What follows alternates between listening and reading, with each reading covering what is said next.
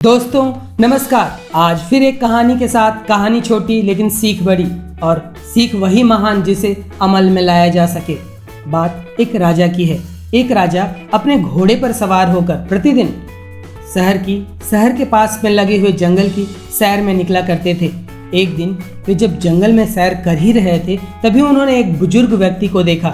बुजुर्ग व्यक्ति एक पेड़ के नीचे बैठकर बांसुरी बजा रहा था। बहुत ही मीठी बांसुरी वह बजा रहा था। वह उस ध्वनि में मंत्रमुग्ध हो जाते हैं और बैठकर उसके बांसुरी के वादन को सुनते रहते हैं। थोड़ी देर बाद वह बांसुरी को रखता है वह बुजुर्ग। उसके बाद वह नृत्य करने लगता है।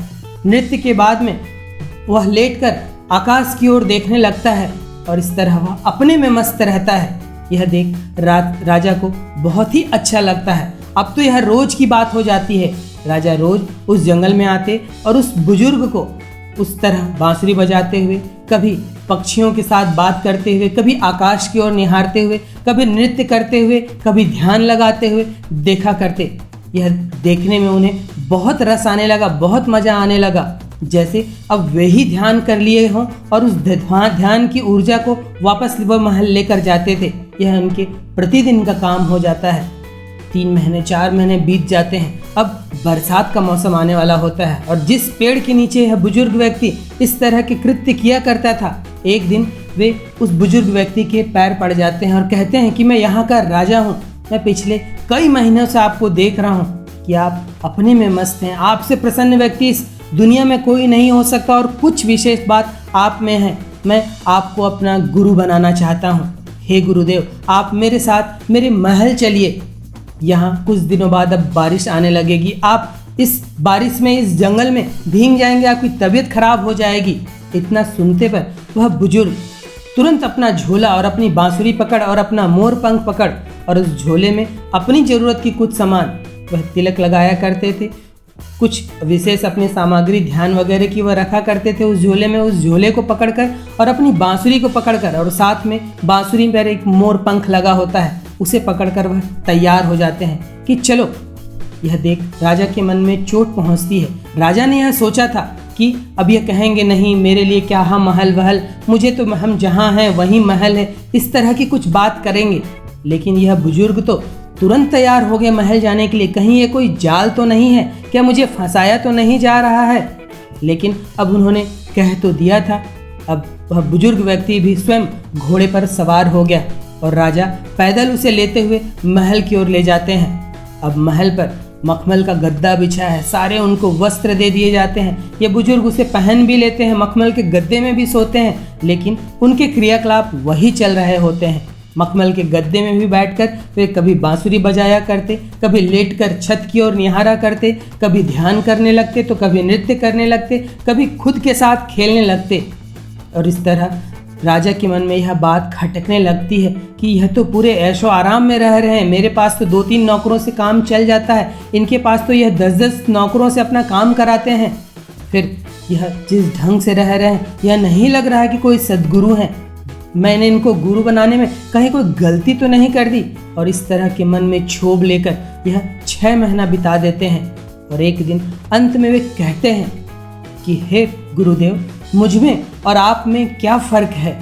आप में और मुझ में क्या फ़र्क है, क्या वह मुझे बता सकते हैं? तब यह बुजुर्ग व्यक्ति कहते हैं कि यह बात राजन, तुम मुझे 6 महीने पहले ही पूछ लेना था। जब मैं घोड़े पर सवार हुआ था तभी मैंने तुम्हारा मुखमंडल देख लिया था कि यह प्रश्न तुम्हारे भीतर उठ चुका है। काश तुमने यह प्रश्न उसी समय पूछ लिया होता। चलो मैं इसका उत्तर तुम्हें बता दूंगा, लेकिन इसके लिए हमें इस शहर से बाहर जाना होगा। राजन तैयार हो जाते हैं। अब जब यह बुजुर्ग बाहर निकलते हैं तो अपना वही झोला जिसमें वो उनकी अपनी सामग्री होती है उसे उठाते हैं, अपना मोर पंख वाला बांसुरी उठाते हैं और पुराने ही वस्त्र को पहनकर फिर से तैयार हो जाते हैं। अब भोर होते ही राजन और यह बुजुर्ग उस राज्य से निकलते हैं। राज्य शहर को पार करते हुए जंगल पहुंचते हैं। दोपहर से भी ज़्यादा का समय व्यतीत हो जाता है। तब राजन पूछते हैं कि हे गुरुदेव, क्या अब मुझे मेरे प्रश्न का उत्तर मिलेगा? तब यह बुजुर्ग कहते हैं कि नहीं, थोड़ा देर और चलना होगा। तब राजन कहते हैं कि हे गुरुदेव, अब दोपहर से भी ज्यादा का समय व्यतीत हो चुका है, मुझे वापस भी जाना है। तब बुजुर्ग कहते हैं तो क्या हुआ, चलो थोड़ी देर और एक प्रहर और चलते हैं, फिर मैं तुम्हें तुम्हारे प्रश्नों का जवाब दूंगा। तब राजन कहते हैं कि नहीं गुरुदेव, मेरा महल है, मेरे शासन है, मेरे खजाने हैं, मेरी पत्नी है, मेरे बच्चे हैं। तब यह फकीर कहते हैं कि यही फर्क है राजन, तुम में और मुझ में। मैं जहाँ हूँ वहाँ मेरी सियासत है, वहाँ मेरा राज्य शासन है, लेकिन तुम्हारे साथ यह नहीं है। तुम किसी न किसी चीज़ से बंधे हुए हो। मैं तो वृक्ष के नीचे भी वैसा हूँ, मैं तुम्हारे मखमली गद्दे के ऊपर भी वैसा हूँ, मैं जंगल में भी वैसा हूँ, तुम्हारे राज्य महल में भी वैसा हूँ। और तुम्हारे राज्य महल में प्रवेश कर कर भी, वहाँ की सुख सुविधाओं का लाभ लेकर भी मेरा चित्त नहीं बदला। तुम्हारा चित्त तो क्षण क्षण में बदलता है। जब तुम जंगल में मुझे नृत्य करते देखते हो, मेरी बांसुरी को सुनते हो, मुझे ध्यान करने लगते हो, तो वहाँ का तुम रस ले लेते हो और सोचते हो कि यही जीवन सबसे अच्छा है। लेकिन कुछ देर में तुम्हें तुम्हारी भौतिक सुख सुविधाएं, तुम्हारी अय्यासियाँ, तुम्हारे जो मनोरंजन की चीज़ हैं, वह तुम्हें पुकारने लगते हैं और तुम अपने ध्यान को वहाँ ले जाते हो। लेकिन मेरे साथ यह नहीं था। मैं जब तुम्हारे महल में था तब वहाँ बहुत सारी सुंदरियाँ भी थी, लेकिन मेरा मन वहाँ पर विचलित नहीं हुआ, क्योंकि मैं अपने और अपने देव देवताओं के भक्ति में रमा हुआ था, मैं अपने ध्यान में रमा हुआ था, मैं अपने बांसुरी में रमा हुआ था, मैं अपने कृष्ण के संगीत में रमा हुआ था, मैं उनकी लीलाओं में रमा हुआ था। लेकिन तुम्हारे साथ यह चीज़ नहीं होता है। तुम हर क्षण हर लोगों से प्रभावित होते रहते हो, तुम अपने में स्थित नहीं होते हो, और यही फर्क है मुझ में और तुम में। दोस्तों, छोटी सी कहानी जो हमें सीख देती है कि वास्तव में हम जीवन में आदर्श तो बड़े बड़े बना लेते हैं कि हमें ऐसा व्यक्ति बनना है, आदर्शों को अपने भीतर भरना है, लेकिन समय समय पर उन आदर्शों को हम कब्र में दफना देते हैं, उनकी अंत्येष्टि कर देते हैं और अपनी पुरानी आदतों को वापस ले आते हैं। जब हम किसी ऐसे ध्यानी व्यक्ति से मिलते हैं, किसी ऐसे प्रेमी व्यक्ति से मिलते हैं, तो प्रभावित होते हैं और उनके जैसा बनना चाहते हैं, लेकिन उन्होंने जो चीज़ किया है उस मार्ग में चलने से डरते हैं, या चलते भी हैं तो बिना समर्पण के, जिस तरह इस राजन ने किया।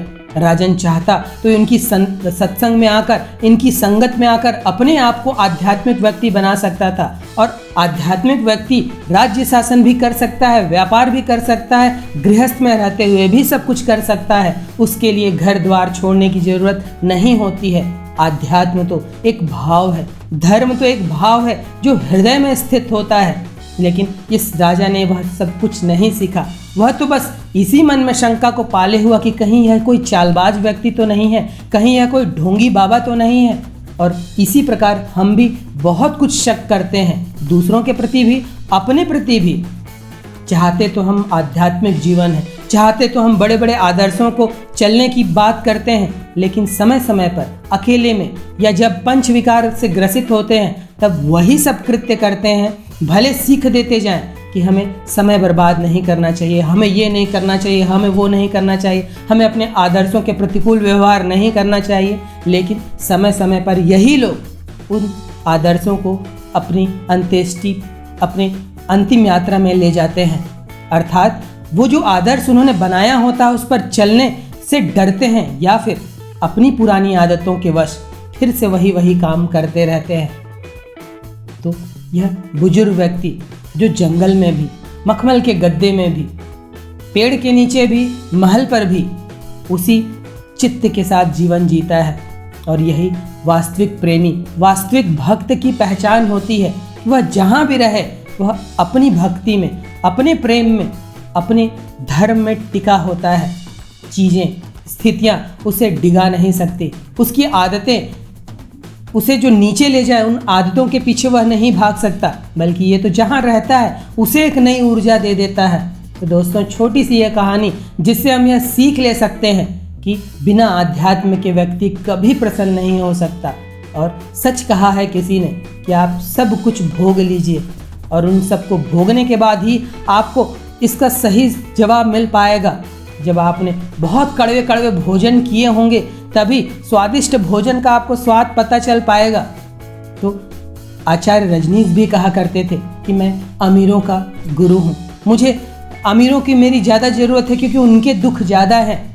तो आपके जीवन में जो भी आप भोग रहे हैं, जो भी चीज़ें कर रहे हैं, कर लीजिए।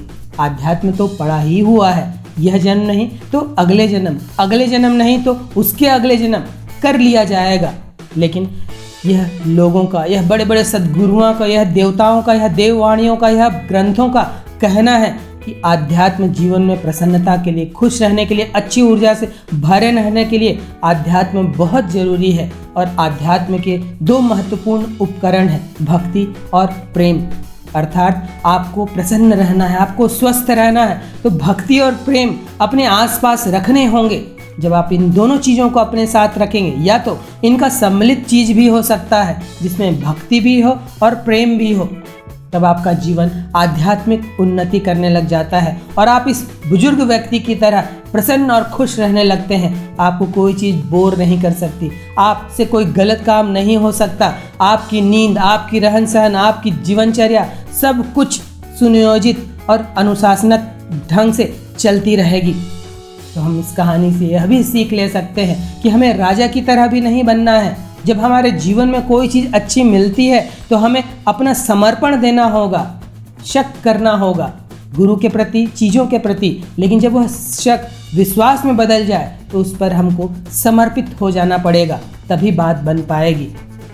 करके देखिए, करके देखिए, किया जा सकता है। आपके एक बस संकल्प की ज़रूरत है। आपने संकल्प कर लिया कि नहीं, मैंने अपना जो जीवन बिताना था बिता लिया, मैंने अपने कितने जन्म इस तरह से बिता लिए, लेकिन अब नहीं, अब जो जीवन होगा वह उत्कृष्ट होगा, उसमें अच्छी ही अच्छी चीज़ होंगी, अच्छी ही लोगों से बातचीत होगी, अच्छी अच्छी आदतें शुमार होंगी और अच्छे अच्छे ही चीज़ हम अपने भीतर डालेंगे और उसके लिए समर्पित अब मैं होके रहूँगा।